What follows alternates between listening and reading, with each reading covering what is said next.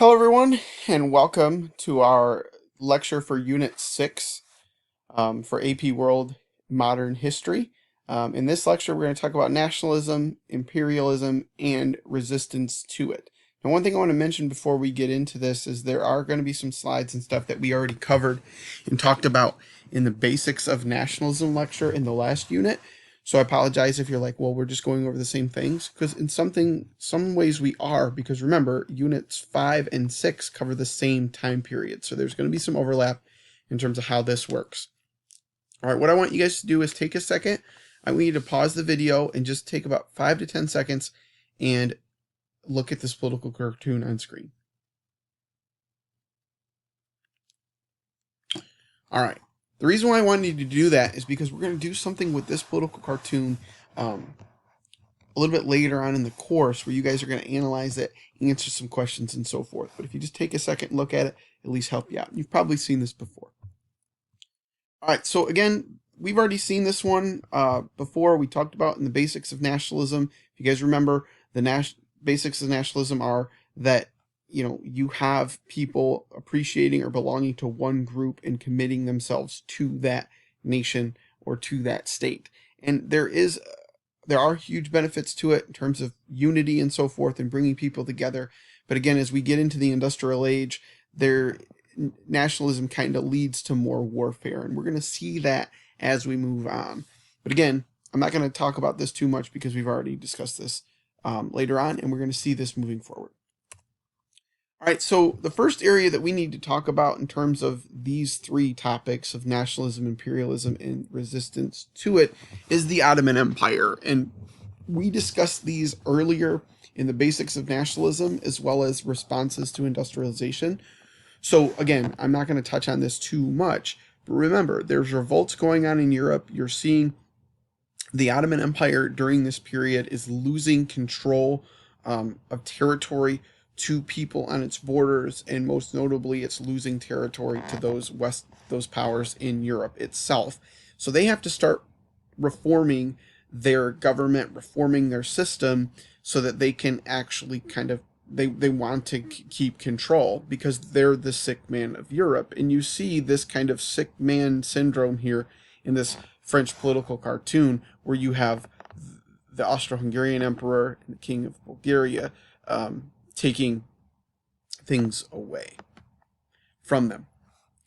All right. So one thing that the Ottoman Empire does, and you need to know what this is the millet system. The millet system is their reform, trying to organize their groups and culture more along the lines of Western European politics.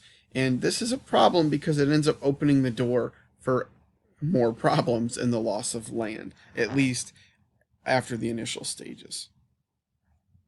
Okay, guys, we talked about this previously in the Tanzimat reforms, where the Ottoman Empire was trying to bring themselves closer to Western Europe and the industrialization that was happening there.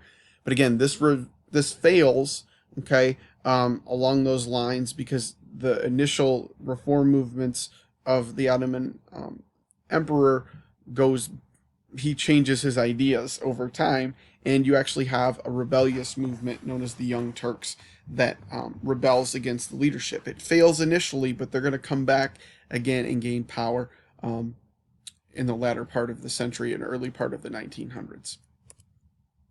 All right, so we talked about this one as well earlier in terms of the Ottoman Empire. They're losing territory, specifically in the Crimean War. They are actually going to keep their territory from what was lost initially in the Crimean War because of help from European powers such as Britain, France, and forces from Italy. But ultimately, what will happen, even though they get to keep it as a result of the Crimean War, the Russians are going to attack the Ottomans again in the late 1870s, and they're going to lose that territory. And all of what this does is it creates high tensions in this area of the world. And again, this is going to spark kind of the idea of that resistance to imperialism in this fervor for nationalism, like I talked about in the basics of nationalism lecture, that is going to exist in the Balkans, and this is going to be that powder keg that's going to lead to a larger conflict, and that conflict is going to be World War One. All right, so now we do need to talk about the United States here very briefly in terms of nationalism, um, and what occurs, because you see different groups in the United States and in America starting to push for citizenship, starting to push for more rights, or starting to resist against what actually is happening, depending on what part of this period that we're looking at. And you start to see this pattern of inclusion starting to develop in the U.S. government, specifically being put in the Constitution. So seeing common law being set as a precedent to lead the nation. Racism is still going to remain very high, and unfortunately still remains fairly high to this day. But ultimately, these ideas of nationalism in America kind of split between not just nationalism, but also states' rights too. And you add in these ideas of racism and the system that's in place in America, and this leads to differences coming to a head, and this is what allows the Civil War to actually take place in America. Now, what ultimately happens is the victorious United States government does favor reconciliation, which leads America on the path to becoming the leading industrial and economic nation in the world, at not necessarily at that time, but in the very near future, and then obviously moving through the 20th century into today. All right, guys, we already talked about this a little bit within nationalism, but we do need to talk about this more in the sake of imperialism, because you have to understand Italy and Germany to understand what's going to happen with the scramble for Africa a little bit as well. So if you guys remember, the Congress of Vienna set limitations in the powers of Europe to try to prevent warfare, because of the constant warfare Europe had been on, or been under really for centuries, but specifically coming out of the Napoleonic period.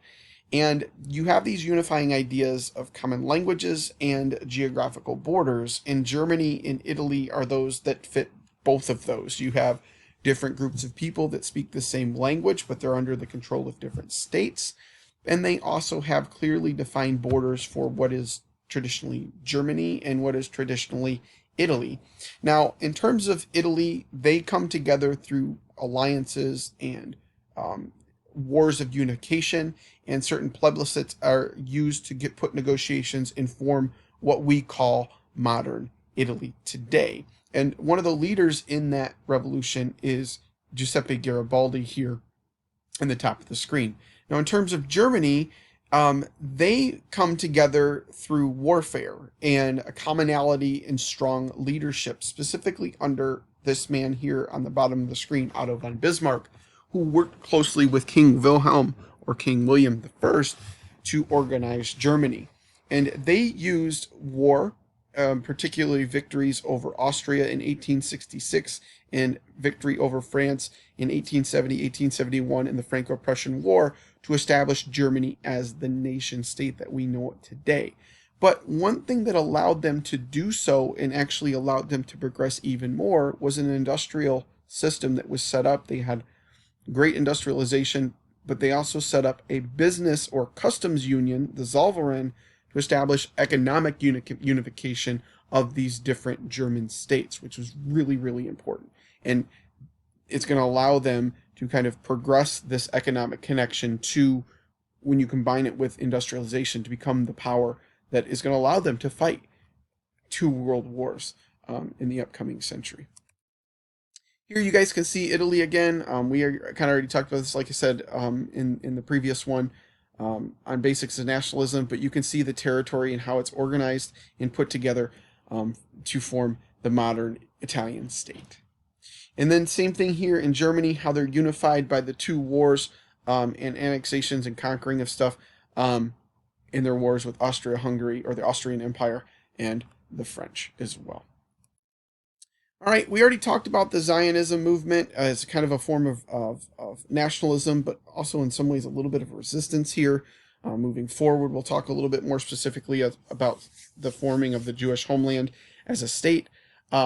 But remember, there's an increasing persecution and fierce anti-Semitism that's going to develop during this period, um, even more so than what had existed. And there's this increased desire because of nationalism to push groups that don't belong and move them back to their homeland. And in particular, there's a lot that want to push Jews out of Europe. But again, we'll talk more about this later on. And then we already talked about this one as well, the disappearance of Poland. And Poland is going to be a significant nationalistic movement within Europe um, during the 1800s and in the early part of the 1900s, where they, remember, they're partitioned over a series of 20 years or so and split between the three main powers of Central and Eastern Europe, of Austria, Hungary, Prussia, and Russia. And they're going to be erased from the map until the end of World War One, when they're reconstituted as a state. And here you can see that actual partition, in where Poland was the purple territory, and then by the 1795 they're completely gone. All right, and remember, guys, imperialism. It's all about the quest for empire, and we're going to see fierce and violent competition. We're going to read a lot about this. We're going to talk a lot about this, and realistically, guys, this isn't any different in terms of the expansionism and exploration we talked about earlier in this course, except you need to add in industrialization, and the competition for those resources is going to become even fiercer and quicker and more competitive because of this. And nationalism in the globalist market and the Industrial Revolution leads to an explosion of European expansion or Western expansion. And this competition is fierce overseas, and it leads to conflict, whether resistance from locals or eventually war between the various empires.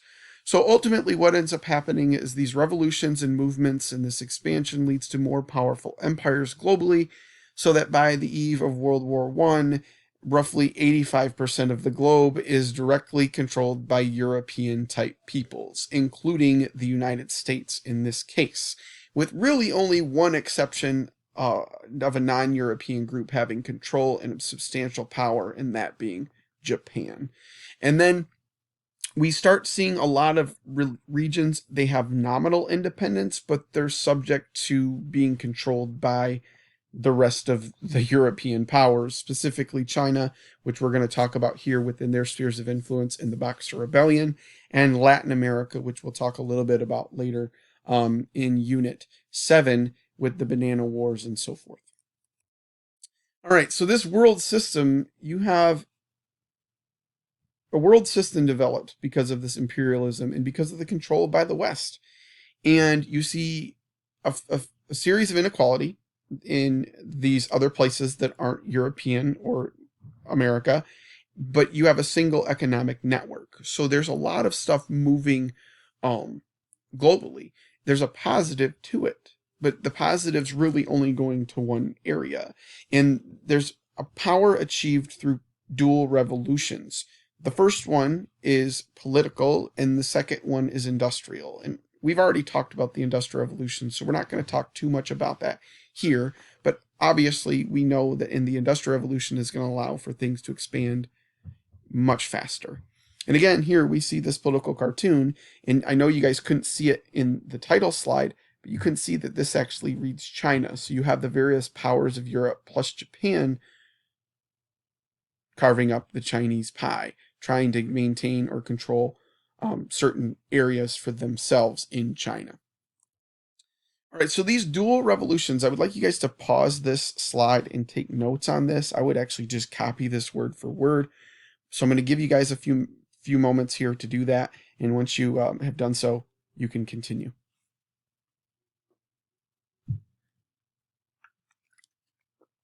All right, now the political and social revolutions that take place means that nation states across the globe, particularly in Europe, are going to be consolidated, which is a good thing. They're going to become have a greater understanding of who they are. Examples: Germany, Italy. You're going to see the development of parliamentary democracies, so democratic institutions are going to become more prevalent across many areas which were previously more of a monarchy or under control of one. You're going to see the development of greater bureaucratic administrations to help these processes work out, especially as expansion of territory and all this stuff comes into play. You're going to see greater freedom of press, assembly, and religion that's going to take place globally. And you're going to see freedom from wrongful arrest and torture, and increased levels of literacy and general public education for people across the globe. It's going to be a slow process, specifically in the areas that are going to be controlled from a colonial or imperialistic standpoint, but you are going to see this stuff start happening. All right. Economic and industrial revolutions. Like I said, we've already talked about this a lot, but again, let's review it here. You have high levels of productivity coming into the marketplace. You're seeing new methods of science and technology being used more effectively. You're seeing better health and medical care that's rising up and allowing people to live longer and be healthier, which leads to greater population growth and many other things. You see an integrated world economy really, truly for the first time. Really, obviously, that helps because the European nations and the United States control mostly everything. You see development of powerful weaponry. We'll take a look at that actual weaponry in more detail when we get to World War I and that's effect. We see higher, excuse me, higher levels of trade and international exchange, again, linking with that integrated world economy. And because of all of this and the new democracies and capitalism and all this moving on, we're going to see higher levels of economic entrepreneurship and legal protection of property into the private sector. So people are going to be more, you're going to see more people are going to develop their wealth independently from the actual state, which is going to lead to the modern economy we have today. All right, guys, here's the world in 1914. You guys are actually going to recreate a map similar to this in this unit. Now, it'll be a little bit different because it'll be before 1914, but you guys will see the point. And again, I hope you can see just how much of the world is really controlled by the various European powers. Now, obviously, these are the ones that are fighting in the Triple Entente and the Triple Alliance in World War I, but still, that is significant. A significant area of the world controlled by these groups. All right, now we're going to talk about social Darwinism. This is the first real topic we're going to look at here in this Unit 6. And really what social Darwinism is, it's a racist misinterpretation of Darwin's theory of natural selection. It was pushed by this man, or sorry, that's Darwin. It was pushed by the man Herbert Spencer. And what it basically was is they took his idea, Darwin's idea of survival of the fittest, and said, oh, well, this is a justification of the strong ruling over the weak. And if you look back to that transition of, when we look at the colonialism period and the expansion of the Atlantic slave trade, and we see the transition from, a skin color or a race-based viewing, you see basically it's a push for whites ruling over everybody else. And it's the belief that Europeans were superior to others. And here you guys go. This is a political cartoon from the Journal in Detroit. This is to represent Kipling's poem, The White Man's Burden, which you guys are going to take a look at here moving forward. Or actually after this lecture today, you're going to read this poem and you're going to answer some analysis questions. So what I'd like you guys to do is I'd actually like you guys to, when you read it, come back to this slide and actually have this up while you read it and see how they connect and use it to help you to answer the questions. All right, here's another political cartoon that kind of goes along with this idea of white man's burden or how Europeans are more superior to other people. You can see here, this is Britain here leading the peoples of India, China, the Zulu, Egypt, and Middle Eastern descent. I can't exactly see that there. All the way past all these vices like slavery and cruelty and cannibalism up to civilization, and that the white people are better. That's what this political cartoon is trying to say. And we obviously know that that's not true, but that's this cartoon. All right, so now we're going to talk about the British in India. So if you guys remember, go back in the Muslim states, the gunpowder empires, we have the Mughal Empire. Now, the Mughal Empire, one of their biggest mistakes is, besides overspending and weak leadership, or taking too much from the people, is they grant trading rights to the British East India Company, and that opens the door for the British to get into the continent or get into the subcontinent. And when the Mughal power becomes weak and you have revolts like the Maratha Confederacy revolting, there's a power vacuum that allows the British East India Company to come in and take economic control of India. And when the 7 Years' Wars occurs about 200 years later, the British are able to defeat the French and become the principal controlling economic power in India. And they're going to be the one that's going to be the principal controlling power there until the partition until they leave India after World War II. So what the East India Company does is they make alliances with local leaders, and this allows them to, in effect, even though they're not the controlling power politically, they actually are. So they're going to have economic interests with local people so that they can control each of the areas. Now, basically, what is this all about? It's obvious. You guys know the answer. It's all about money. It's all about money and resources. And they use increased taxes and a manipulation of tariffs to give better trading rights to British companies to control everything. And they allow it to facilitate British industry while blocking Indian competition. So, for example, they use it to help proliferate the British cotton industry and control in other places while blocking the Indian cotton industry, or kind of setting them back because they want control of the market. But key exports to Britain, in this case for British India, are cotton, jute, and tea, the all-important British beverage, which really isn't native to Britain. And then other imports, the key imports for India are textiles, iron, and steel. So it is a two-way street, but again, obviously it's going to be more advantageous to the British.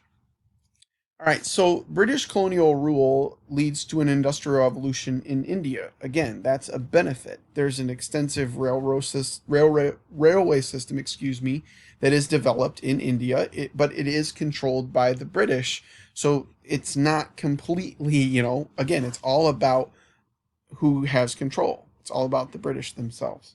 Now, this is an important event. We're going to read about and do some stuff with this event here in this unit. In 1857, Indian soldiers under the employ of the British East India Company revolt.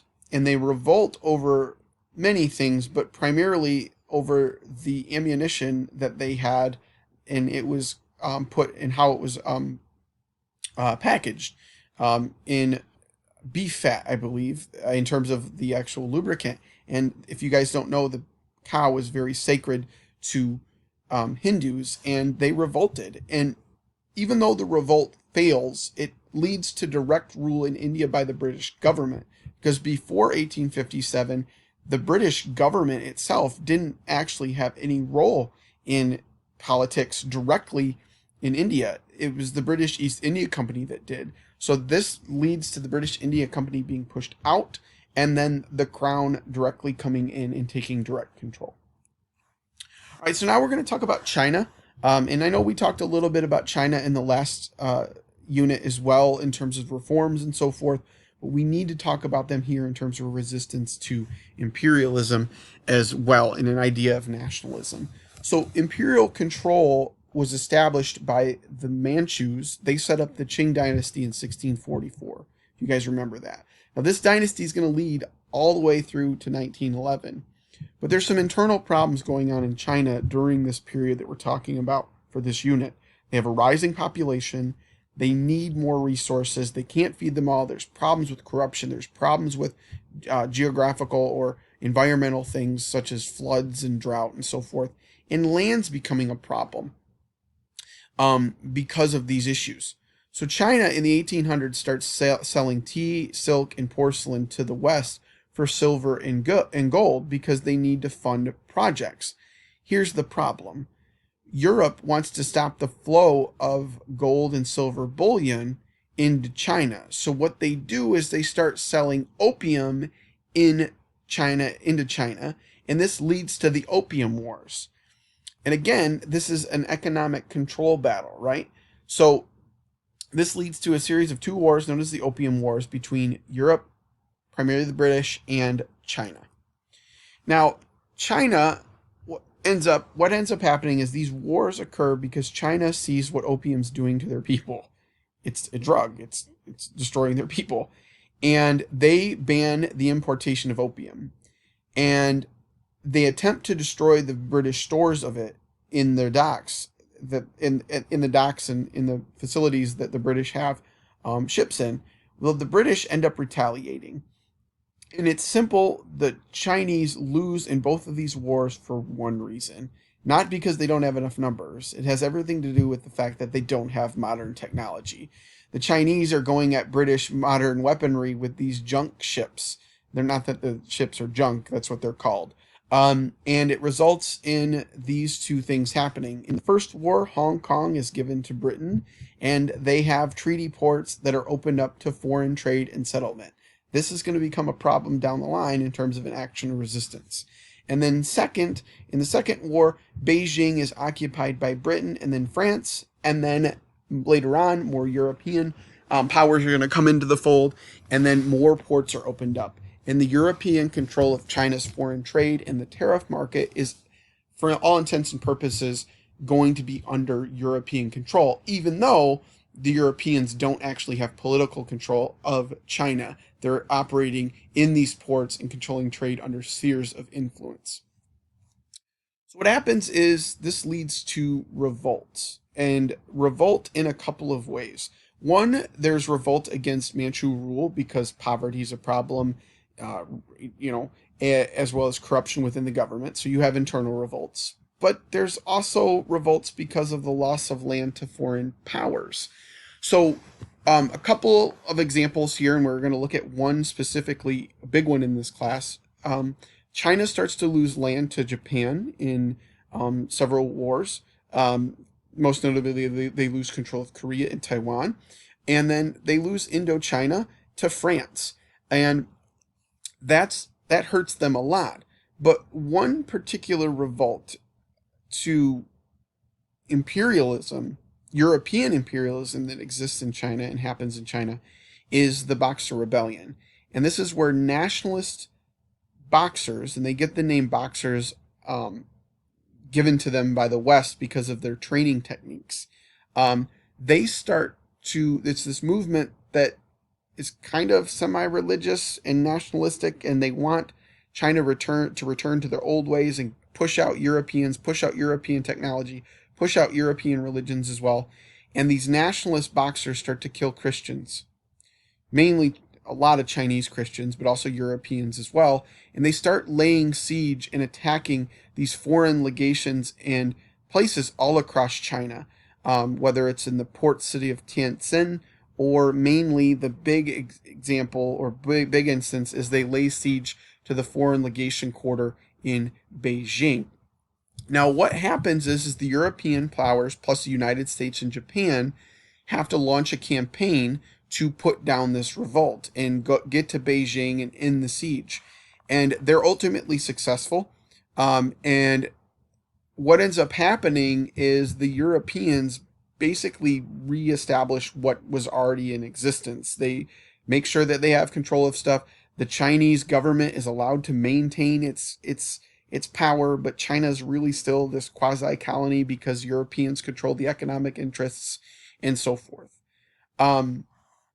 But ultimately, in the years after the Boxer Rebellion happens in 1899 to 1900, that around there, the Empress Shizi, the Empress Dowager, she actually ends up blocking reforms for Chinese modernization. She's actually one of those that, even though people were revolting against her in the Boxer Rebellion initially, she supports the Boxers because it worked in her favor because she wanted to push out the Europeans.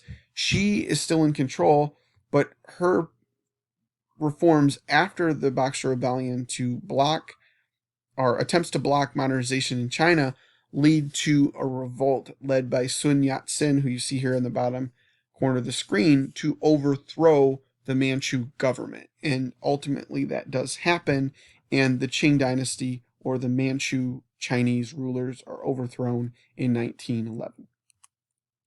All right, guys, that's all I have for you. I hope you learned a lot here. Moving forward, we're going to take a look at some specifics here, specific events here, and delve into them, like the Sepoy Rebellion, the Indian Mutiny in 1857, the Boxer Rebellion, and then obviously we'll talk about some more nationalistic principles when we get to World War I. All right, guys, I'll see you later.